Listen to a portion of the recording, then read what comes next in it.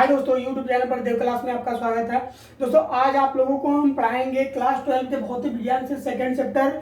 दोस्तों second chapter में आप लोगों को आज हम टॉपिक पढ़ाएंगे दो बिंदु आवेशों के निकाय की वैद्युत स्थितिज ऊर्जा। दो बिंदु आवेशों के निकाय की वैद्युत स्थितिज ऊर्जा के बारे में दोस्तों आज आप लोगों को हम बताएंगे कि क्या होता है। ठीक है दोस्तों, इससे पहले आप लोगों को हम कई सारे टॉपिक पढ़ा चुके हैं। अगर आप उस वीडियो को आप नहीं देख पाए हैं तो प्लेलिस्ट में जा करके वीडियो को आप देख सकते हैं। दोस्तों आज का टॉपिक है आपका कि दो बिंदु आवेशों के निकाय की स्थितिज ऊर्जा क्या होती है। यदि उस निकाय को हम दोस्तों बाह्य क्षेत्र में रख देते हैं तो उसकी स्थितिज ऊर्जा क्या होती है। इससे पहले हम लोग स्थितिज ऊर्जा निकाल चुके हैं दोस्तों, लेकिन आज हम निकालेंगे बाह्य क्षेत्र में रखे निकाय की स्थितिज ऊर्जा निकालेंगे। तो दोस्तों आप लोगों को बता दें, पहले आप हेडिंग बना लीजिएगा और साथ साथ नोट करते चलिएगा। ठीक है, हेडिंग बना लीजिएगा दोस्तों कि दो बिंदु आवेशों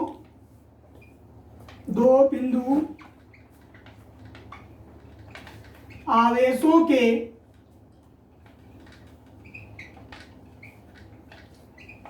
निकाय की वैद्युत स्थितिज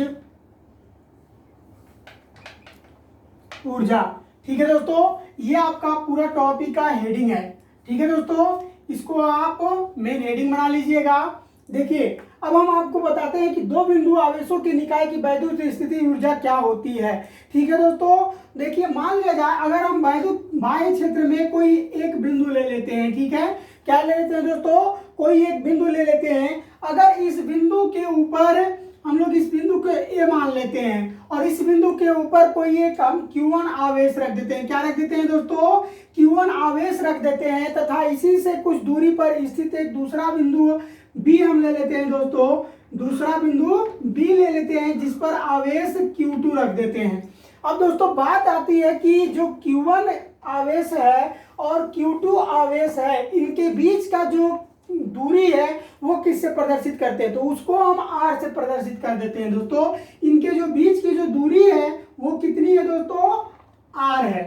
तो यहाँ पर कहने का इसका तात्पर्य यह है कि कोई भी दो बिंदु आवेश है। ठीक है ना, दो बिंदु जो है दो आवेशों Q1 और Q2 से मिलकर बना है। यानी कि वह बिंदु आवेश क्या बना रहा है, एक निकाय की हम बारे में बात कर रहे हैं। किसके बारे में बात कर रहे हैं दोस्तों, तो एक निकाय के बारे में हम बात कर रहे हैं और उस निकाय के अंदर दो बिंदु आवेश Q1 और क्या है, Q2 है, जिनसे ये मिल करके एक निकाय का निर्माण हुआ है। और ये दोनों आवेश किस पर कितने दूरी पर स्थित है, तो स्मॉल r दूरी पर स्थित है। अर्थात इसको हम अगर लिखना चाहेंगे दोस्तों तो आइए नोट कर लीजिए, हम बताते हैं। माना कह रहा है कि माना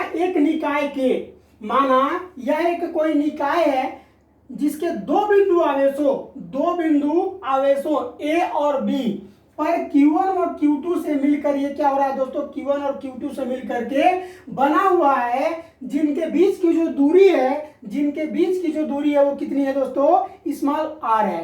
तथा चूंकि अगर मान लिया जाए यहां पर हम लोग दोस्तों मान लेते हैं कि चूंकि आवेशों के बीच का माध्यम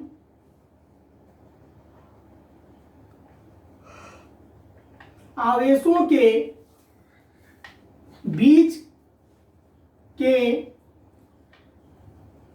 माध्यम का परावैद्युतांक K है। क्या है दोस्तों, K है। चूंकि दोनों आवेशों के बीच का परावैद्युतांक K है, तब दोस्तों हम क्या करेंगे कि एकांक आवेश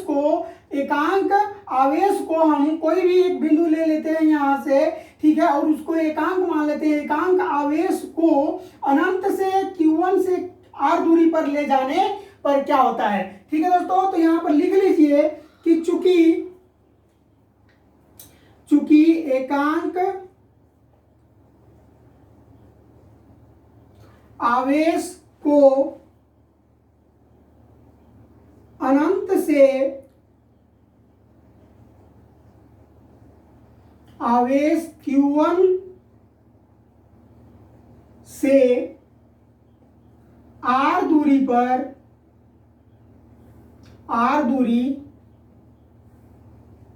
तक ले जाने में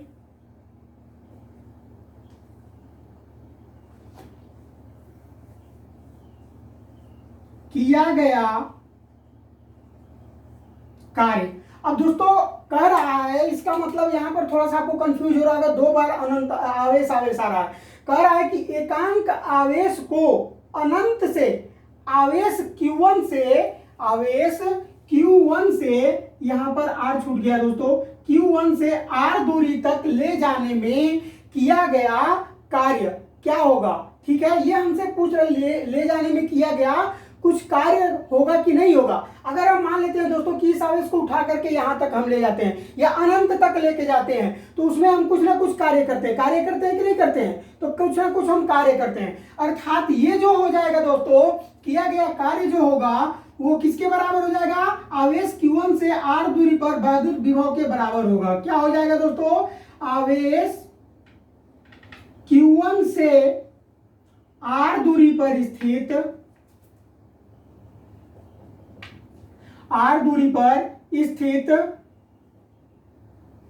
वैद्युत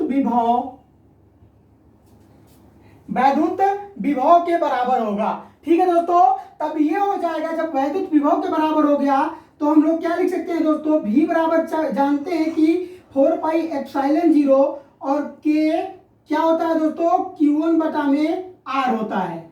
हम लोग इसको पहले ही निकाल चुके हैं। ठीक है दोस्तों, अगर इस वीडियो को आप नहीं देख पाए, विभव का आप वीडियो नहीं देख पाए, तो प्लेलिस्ट में जाकर के इसको देख लीजिएगा।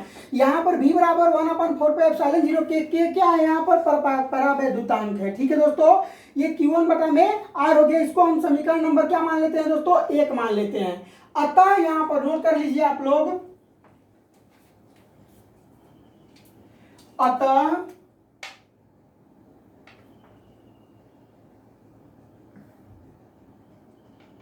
आवेश Q2 को अनंत से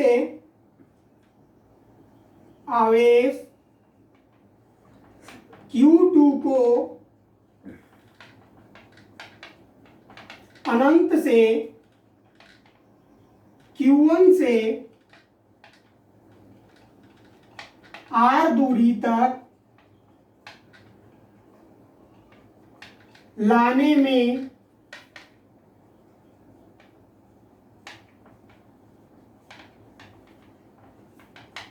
किया गया कार्य निकाल लेंगे। ठीक है दोस्तों, तब ये क्या हो जाएगा, देखिए कह रहा है कि Q2 को अनंत से, Q2 को हम क्या मान लेते हैं दोस्तों, अनंत मान लेते हैं, और इसको R1 दूरी तक यानी Q2 को अनंत मान करके Q1 से R दूरी तक ले जाने में किया गया कार्य कह रहा है।